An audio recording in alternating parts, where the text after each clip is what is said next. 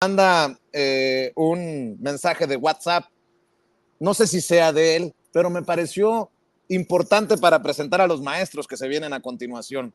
México no es Twitter, no es Facebook, no son tus grupos de WhatsApp, no es tu privada, tu club social y deportivo, tus amigos en Instagram. Existe un México real, marginado, olvidado por siglos, que es pobre no por ser ignorante, que no es huevón solo por recibir un apoyo social que antes nunca le dieron.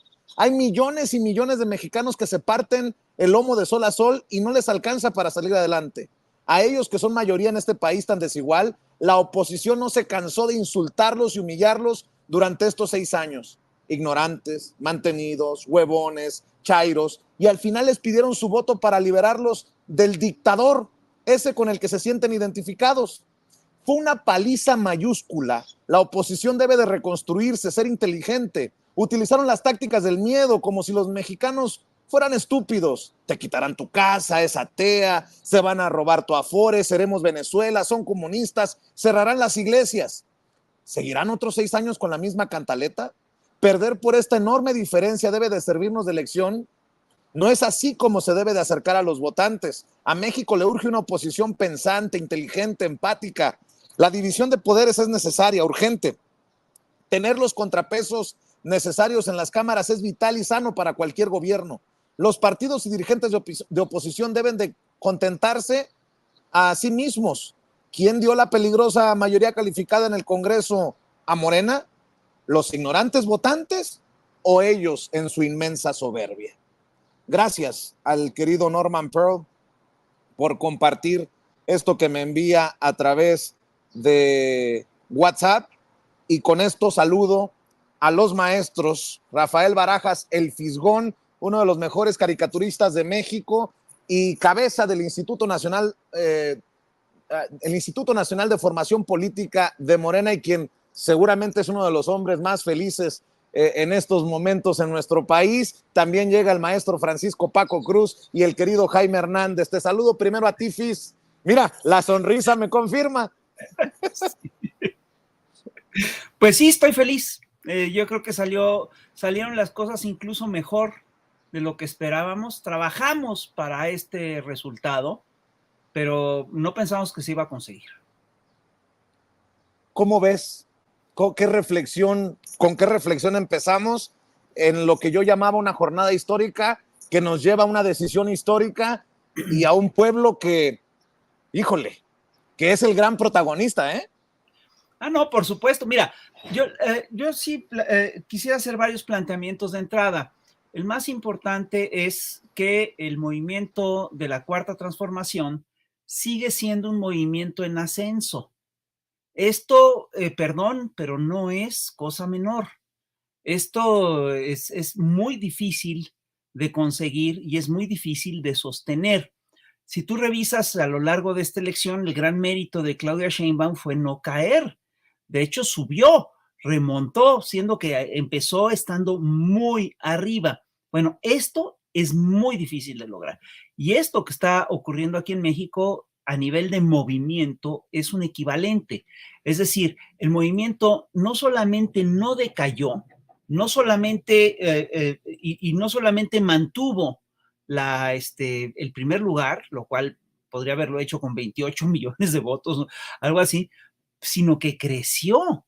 No sé si te das cuenta de lo que implica que un movimiento que fue fundado en el 2014, un movimiento que echó a andar en 2014, es decir, llegó a gobierno en 2018, ¿sí? Y en el 2024 ya no obtuvo los 30 millones que obtuvo en el 2018, sino que obtiene 35.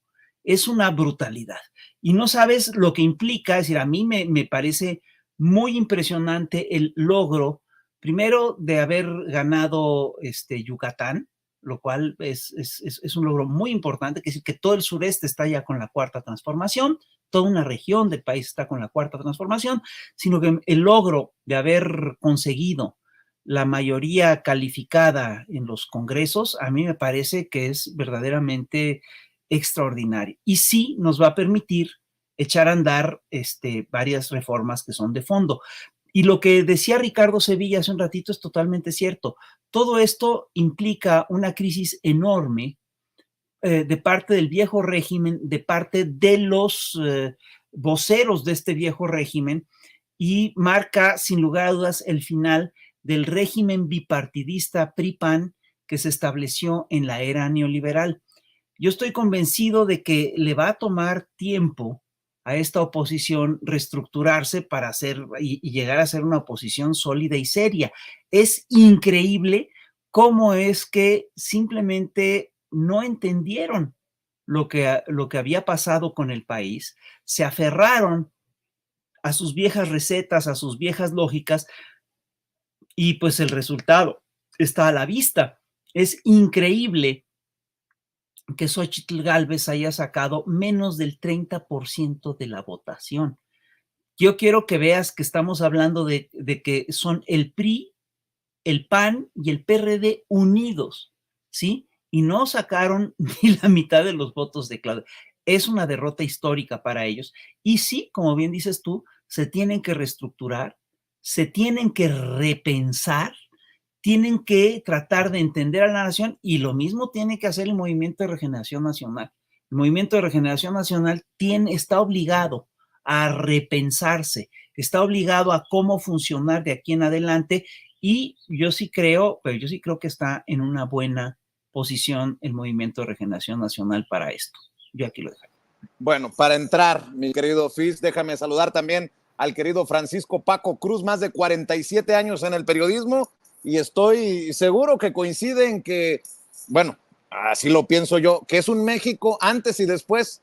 Ahora tenemos, nada más falta la constancia, presidenta electa, pero todo apunta a que tendremos presidenta. Mi querido Paco, te saludo con mucho gusto, ya con el FIS aquí. Vicente, buenas tardes. Rafael Barajas, igual, buenas tardes. La verdad es que se le ve bien contento y se lo merece. Sé que ha trabajado muchísimo, porque además lo sigo, todos lo seguimos. Sé que vas a presentar a Jaime igual, y yo creo que todos estamos contentos, va. Y me parece que, mira, lo que yo destacaría es que la oposición no entendió voy a decir, no tenemos un país hoy, antes y después, lo tenemos desde 2018.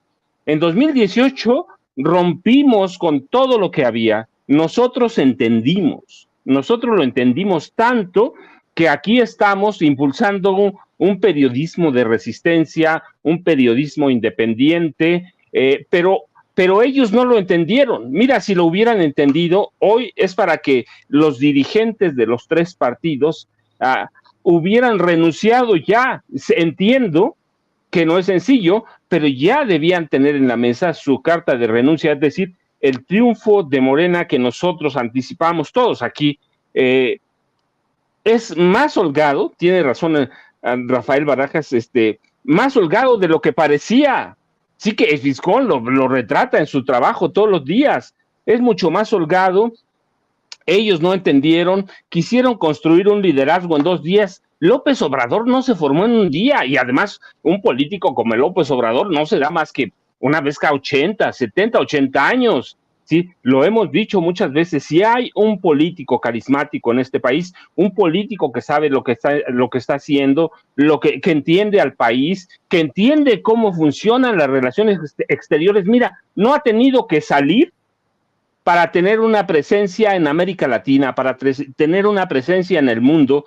¿Sí? Es un personaje que supo entender el país, que lo entiende muy bien, que lo caminó, y mira, eso es lo que debe entender la oposición.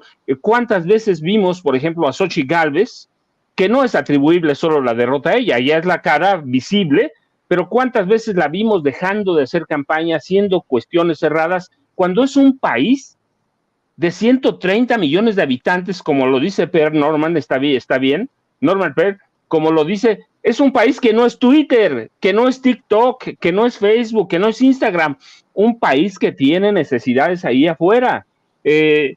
No lo entendieron, tampoco entendieron a López Obrador, no entendieron, pero hace mucho, no entendieron que esa mezcolanza de siglas, ese famoso PRIANREDE, no operaba, no funcionaba, no entendieron las políticas progresistas de Morena y López Obrador, no entendieron que el fenómeno que representa la ultraderecha en el mundo, incluido América Latina, no iba a pegar aquí. ¿Por qué? Porque hay varias solideces que López Obrador, la gente que trabaja con él, porque sí, no solo es el presidente, Morena mismo,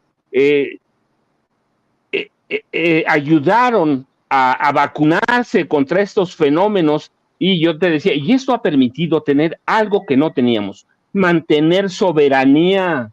¿Cuántas veces habíamos entregado ya la soberanía? Enrique Peña Nieto, Felipe Calderón, Vicente Fox, ya desde la Madrid para acá, ¿qué soberanía teníamos? Todo mundo le iba a rendir pleitesía a Estados Unidos, todo mundo se agachaba. Así que nosotros entendemos ese país que rompió en 2018, ellos no lo entienden. Hoy tenemos una mujer que viene de luchas que se gestaron en el porfiriato, las primeras luchas feministas, que en los 30, 40 del siglo XX se asientan en los gobiernos de Lázaro Cárdenas, de Manuel Ávila Camacho, que en 53 le otorgan el voto a la mujer, lo ejerce, el voto federal, aclaro, el voto federal a la mujer lo ejercen el 6 de julio de 1955. En 1988 rompimos con el sistema, pero no lo entendieron, no lo han entendido.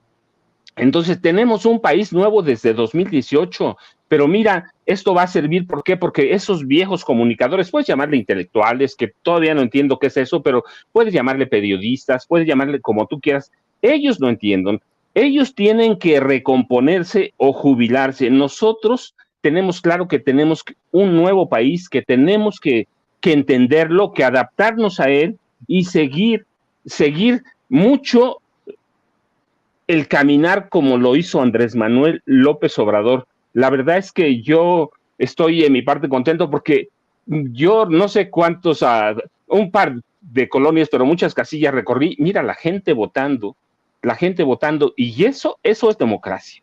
Eso es democracia, que la gente haya controlado, gente común y corriente haya controlado el proceso electoral, eso es democracia. Y eso nosotros, o muchos de nosotros, si no lo entendemos, intentamos. Los que no lo entendieron fueron ellos, así que tienen que iniciar un proceso para recomponerse, y como lo dice bien Rafael Barajas, el Fisgón, pues también Morena necesita otro proceso, pero está en otras condiciones, mira, nada más 35 millones de votos, le dan un colchón para repensarse como partido, para replantearse, para ver qué pasó con ese pragmatismo de los últimos meses de la campaña, que yo de pronto digo es un pragmatismo muy peligroso, pero bueno, están en otras condiciones, están en un papel diferente, y yo espero que la oposición entienda. Yo digo que ahora no ha entendido, porque hoy nadie ha dado la cara cuando tenemos un partido a punto de desaparecer, cuando tenemos otro que ha bajado casi al cuarto lugar, y tenemos otro que está reducido al mínimo, el PAN. Así que creo que nos deja muchas lecciones a todos. Qué bueno que podamos disfrutar un rato, pero todavía en este país hay mucho trabajo, y dice el Fisgón, bien, tienen piso o margen de maniobra para una serie de reformas, las que vaya a plantear Claudia Sheinbaum primero. Nosotros hemos dicho cuáles nos interesan, pero pues nosotros no vamos a gobernar, y el reto es de Claudia Sheinbaum Pardo con la gente que vaya a llevar, o el reto es de personajes como Rafael Barajas, el Fisgón, que tiene un instituto que es responsable de formar a jóvenes que van a ser los políticos en 2030. Yo digo con eso mientras, y yo sé que está ahí Jaime también, que también tiene un punto de vista importantísimo. Claro que sí, mi querido Paco, el querido hermanito Jaime Hernández, fundador de No Apto para Cínicos y periodista de larga trayectoria, corresponsal de guerra, corresponsal mexicano en el extranjero. Escucho tus reflexiones para entrar, Jaimito. Buen día, queridos amigos, buen día en este día glorioso, realmente glorioso, donde la Virgen se levanta, los pajaritos cantan. Dios mío, qué bonito día con Claudia Sheinbaum, ya presidenta electa. Yo estoy realmente muy contento y muy orgulloso de que México haya elegido por primera vez en más de 200 años a una mujer. Y mira, que somos un país machista, y mira que somos un país donde muchas mujeres son cabeza de familia, desde nuestras abuelas. Mi madre fue cabeza de familia.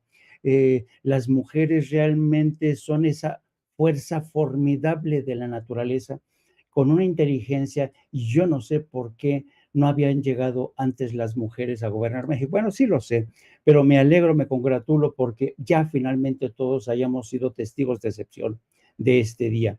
Por otro lado, yo creo que tendríamos que hablar de las lecciones que hemos aprendido. Estoy de acuerdo con lo que dice el maestro Paco. En 2018 nos dimos cuenta que ya teníamos un país distinto, nuevo, y desde ese momento México cambió radicalmente. México se dio cuenta que ya había despertado a sus ciudadanos. Y francamente creo que este domingo el pueblo le ganó este pulso a todos estos intereses creados, a medios de comunicación corporativos que nos quisieron marear la perdiz, nos quisieron llevar por este laberinto de espejitos, presentaban de mentiras, tratando de confundirnos a todos. Pues ayer se demostró que no consiguieron su objetivo. Y yo creo que también una de las lecciones que tenemos que subrayar es que los medios de comunicación corporativos, sobre todo, conculcaron el derecho de los ciudadanos a estar informados. Yo creo que tiene que haber un ajuste de cuentas. Y si los medios de comunicación corporativos no inician un proceso de reflexión, se los va a cargar el payaso. Eso por un lado. Por otro lado, yo creo que México ha demostrado que es una nación, y esto quizá para mí es la parte más importante, en donde ha renacido una conciencia nacional que desde mi punto de vista es el alma de todo Estado-nación, de un Estado-nación que defiende su soberanía. Y yo creo que tendríamos que agradecerle a Andrés Manuel esta labor, de que todos los días nos aguijoneaba aquí en la cabeza, nos aguijoneaba, nos hablaba de nuestro pasado, nos hablaba de la corrupción que mantuvieron durante mucho tiempo oculta los medios de comunicación, del compadrazgo, del tratamiento, relación tan concupiscente entre medios de comunicación y clase política, la violación de derechos humanos que durante tanto tiempo fue ignorada. Y también yo creo que tendríamos que realmente agradecerle a Andrés Manuel que nos haya permitido tener ese terreno fértil en el que ha aterrizado esta presidencia de Claudia Sheinbaum. Y también creo que, insisto, a mí me llama nuevamente la atención del discurso de anoche de Claudia Sheinbaum, en el que habla del disenso en el que tenemos que aceptar que México es un país plural, y en el que va a ser presidente para todos. Pero, y aquí terminaría esta primera ronda, yo quisiera, porque ustedes saben que desde el principio la oposición, medios de comunicación, comentaristas, columnistas, se quejaban de la polarización que había causado Andrés Manuel López Obrador en el pueblo de México, ¿no? Y escuchaba la otra noche, precisamente en una mesa de análisis, en los prolegómenos de lo que fue la elección, escuché hablar a Denise Merker, culpaba al presidente de ser responsable de esta polarización. Dijo, el presidente se aprovechó de esta afrenta de carácter sistemático en la que muy pocos lo tienen todo y muchos casi no tienen nada. Llegó y con sus mañaneras fue como echarle gasolina a este resentimiento, ¿no? A estas afrentas. Y eso fue lo que incendió, lo que dio pie a una polarización como la que vivimos hoy. Pues yo quiero que ahora me explique Denise Merker cómo con 30 puntos de ventaja de Claudia Sheinbaum sobre Xochitl Gálvez, que es un chingo, un potamadral de votos, quiero que me explique la teoría de la polarización. Y aquí lo que ocurre es que la inmensa mayoría de mexicanos decidimos apostar por la continuidad del cambio, al margen de disquisiciones sobre si hay polarización o no. Porque yo lo que veo es que esta minoría de oligarcas con intereses en medios de comunicación se han ido y metido en lo que en inglés se conoce como the whole rabbit, en sus agujeros donde viven las alimañas rabiosas, y desde ahí disparan estas minorías y causan, buscando precisamente la polarización, que fue lo que ha conseguido, por ejemplo, en Estados Unidos Donald Trump. Yo creo que va a ser muy interesante. Ya finalmente, yo creo que las elecciones de ayer dejaron en claro que el tema de la polarización es un mito, no existe. La gran mayoría de los mexicanos hablamos, y yo no creo que a eso se le pueda llamar polarización, queridos amigos. Así es, dice Claudio X González, acaba de tuitear hace un minuto Claudio X González: humildad, aprendizaje y resiliencia acompañada de ánimo e ideas renovadas. Ese es el camino hoy y siempre. Tenemos buenas razones y altos ideales. A darle, #Marea Rosa. No pueden digerir la situación. Y mi querido Fis, el querido Rafael Barajas, el Fisgón, sigo escuchando tus reflexiones. Mira, acabo de ver incluso que una disculpa de México Elige, una de las encuestadoras que falló y gacho. México Elige ofrece una disculpa sincera por el error en nuestro pronóstico electoral reciente. Proyectamos una elección cerrada a favor de Claudia Sheinbaum con una ventaja de 4 puntos porcentuales y el resultado final mostró una diferencia de 30 puntos. Estamos comprometidos a llevar a cabo un profundo análisis de nuestra metodología para mejorarla y poder continuar proporcionando los resultados acertados y precisos que nos han caracterizado durante los últimos 7 años. Agradecemos la comprensión y confianza de todos y reiteramos nuestro compromiso con la transparencia y la excelencia. Con optimismo miramos hacia el futuro para seguir mejorando y ofreciendo información de calidad que contribuya al entendimiento de la opinión pública nacional. Bueno, de Massive Caller no encuentro, no dan la cara porque, bueno, en esta guerra de encuestadoras, algunos fallaron estrepitosamente. Mi querido Rafa, nada más pongo esos temas sobre la mesa, pero tú me indicarás por dónde vamos. Sí, mira, yo creo que lo de ayer fue, entre otras cosas, un triunfo masivo de Andrés Manuel López Obrador, ¿no? Es un triunfo masivo del movimiento obradorista, es un triunfo masivo de la izquierda mexicana que ha sido relegada y golpeada y maltratada durante décadas. Si alguien sabe lo que es la represión, si alguien sabe lo que pesan las elecciones de Estado, pues ha sido la izquierda mexicana. El PRI era un partido de Estado y hacía elecciones de Estado absolutamente perfectas.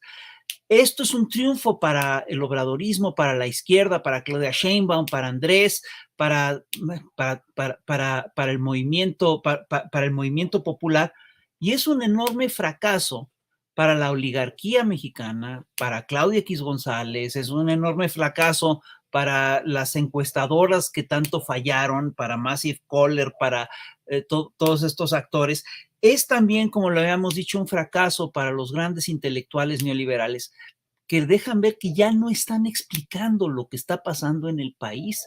Esta frase que decía Monsiváis, o no entiendo lo que está pasando, ya pasó lo que estaba entendiendo, es particularmente dolorosa cuando se aplica a un intelectual cuya labor sería precisamente explicar lo que está aconteciendo. Se la pasaron reproduciendo campañas de odio, se la pasaron reproduciendo consignas, se la pasaron haciendo negocios y no entendieron al país. Es, y hay que decirlo, un enorme fracaso para los medios masivos de comunicación. Lo hemos dicho una y otra vez, la gran herramienta que tiene la derecha a nivel global son los medios masivos de comunicación. Aquí fracasaron estrepitosamente. Posiblemente el pueblo de México está en parte vacunado contra estos medios, los ve de repente, pero no les cree, y está vacunado en parte desde el desafuero, desde el movimiento del desafuero, pero también fue adquiriendo anticuerpos a lo largo de del sexenio de Calderón, a lo largo del sexenio de Enrique Peña Nieto, y fue adquiriendo una dosis muy importante de anticuerpos, por supuesto, con la mañanera, que fue efectivamente reforzando conocimiento, reforzando narrativas, etcétera. Y yo también creo que el otro gran perdedor de todo este proceso es el Poder Judicial, que se va a tener que revisar y pronto. Yo estoy convencido de que Andrés va a pasar esta iniciativa en cuanto tome posesión el nuevo Congreso. Creo además, es decir, dentro de esta lógica, dentro de la caída de lo que son los medios, los intelectuales, los periodistas del viejo régimen, el aparato de difusión, está pues todo este relato de que somos dictadura, de que somos un régimen antidemocrático, autoritario. Perdón, si en estas elecciones alguien hizo trampa, perdón, pero fue precisamente la oposición. Es decir, hasta donde yo he visto alguna cosa ahí que ha sacado Felipe Calderón en su cuenta, donde hay un cuate que dice, a mí me pagó Morena por lanzar cohetes en las casillas en las que iba perdiendo Morena. Es decir, perdón, pero esa declaración parece un montaje. Si alguien te dice, me pagaron para, es decir, no es Morena como institución la que viene a contratar al personaje, te suelen decir es fulano de tal. Y te voy a decir algo, si efectivamente Morena o alguien de Morena contrató a alguien, que lo castiguen. Igual que si alguien del PT en Chiapas vendió votos o compró votos, que lo metan a la cárcel. No estamos para tolerar ese tipo de cosas. No vamos a tolerar fraudes electorales. Esa cultura la tenemos ya que enterrar. Quien sí estuvo haciendo operaciones masivas de compra de votos, perdón, pero fue precisamente el Partido Acción Nacional.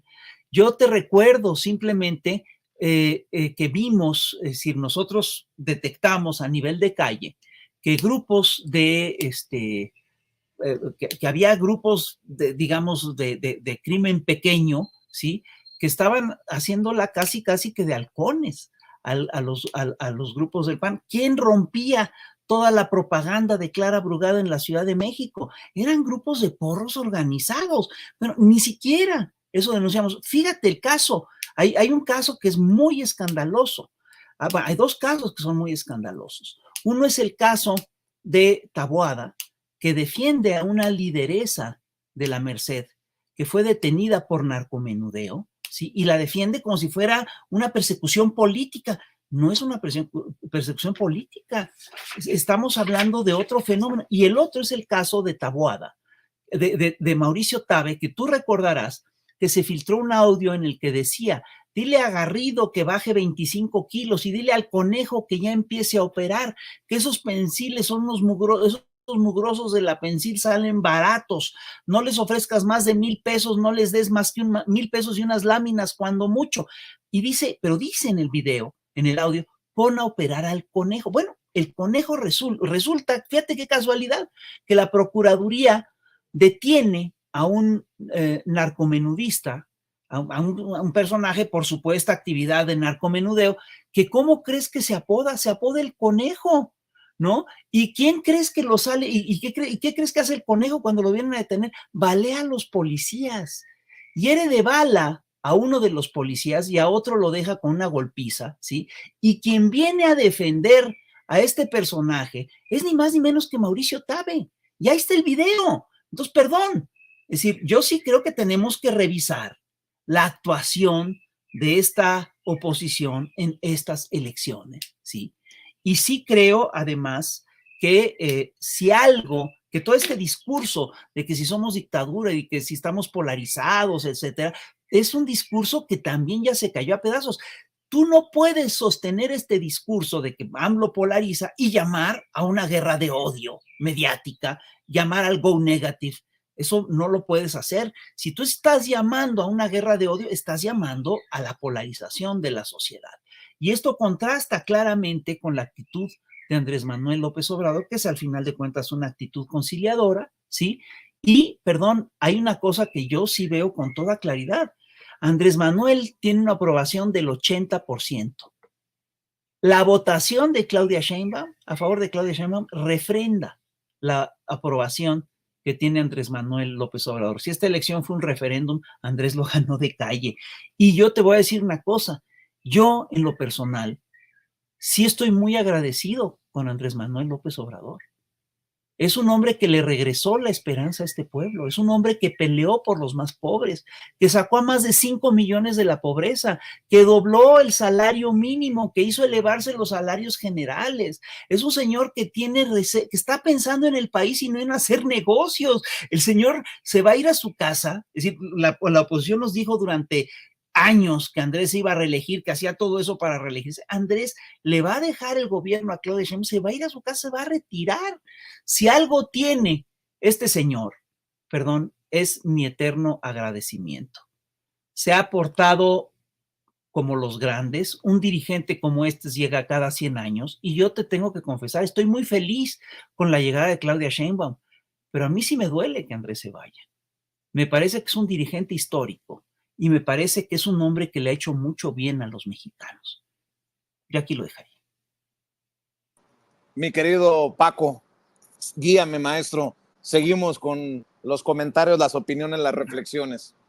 Mira, voy a retomar un poco, Vicente, lo de Fisgón, lo de Rafael Barajas, en el sentido de que hay que hacer una revisión de estos delincuentes. Pues hay que hacer una revisión sobre Tabe, sobre Taboada, sobre la misma Xochitl Gálvez, sí, que no es porque hayan adoptado criminales, es que ellos mismos son criminales. En este país se llegó a la desvergüenza, al oprobio de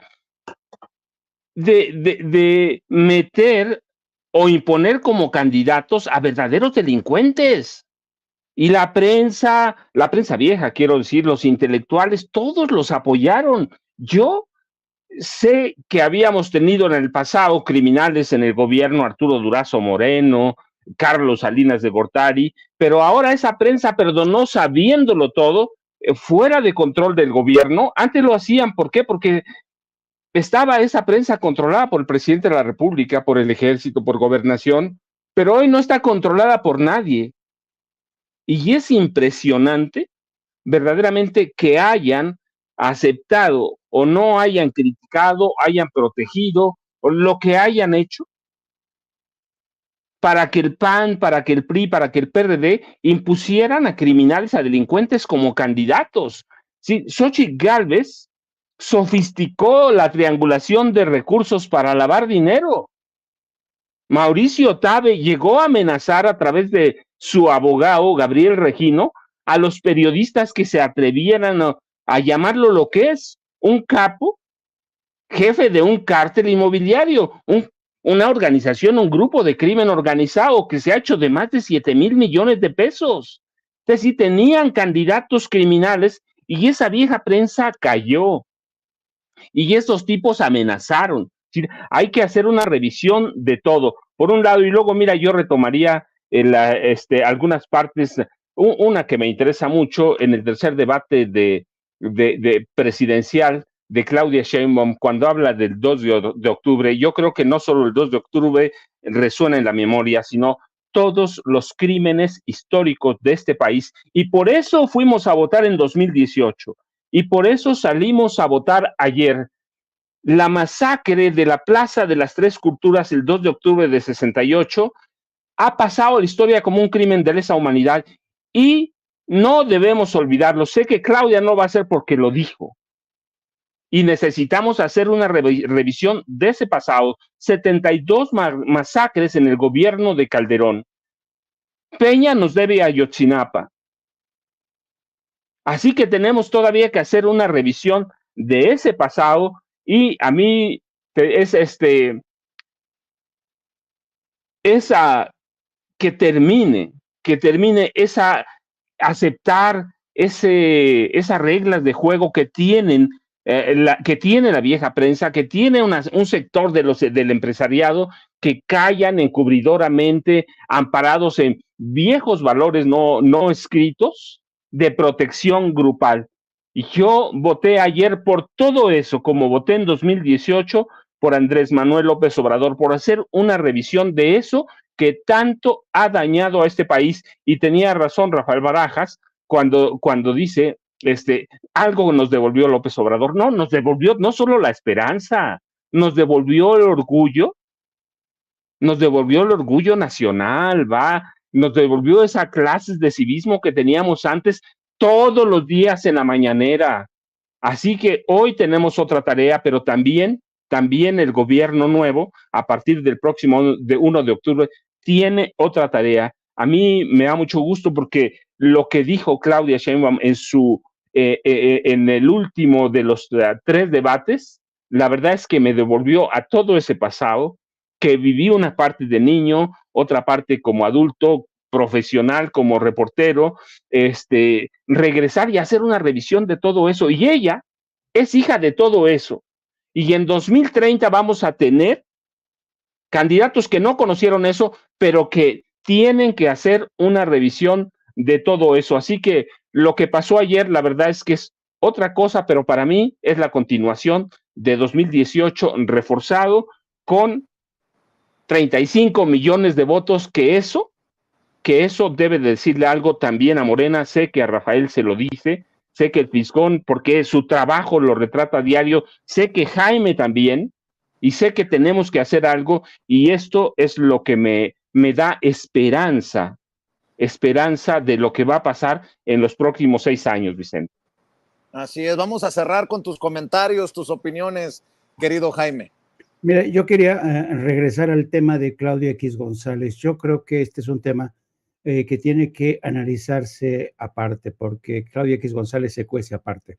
Yo creo que si se dan cuenta, el discurso de Claudia X González que puso hoy mismo, señalando que sí acepta la victoria de Claudia Sheinbaum, pero insiste en que fue esta una elección de Estado, es el mismo discurso que empleó ayer por la noche Xóchitl Gálvez al reconocer su derrota, en la que prácticamente dijo, bueno, yo creo que inspiré a mucha gente y si no gané, pues literalmente fue porque el gobierno, esta es una elección de Estado, Andrés Manuel me puso la pierna encima, me tiene inquina, francamente, este tipo de discursos, este tipo de justificaciones, la verdad te dicen, te hablan de que Claudia X González va a seguir vivo y colando, tratando de meter ponzoña, tratar de interferir en procesos electorales que son democráticos. Yo por eso creo que organizaciones como Mexicanos contra la Corrupción,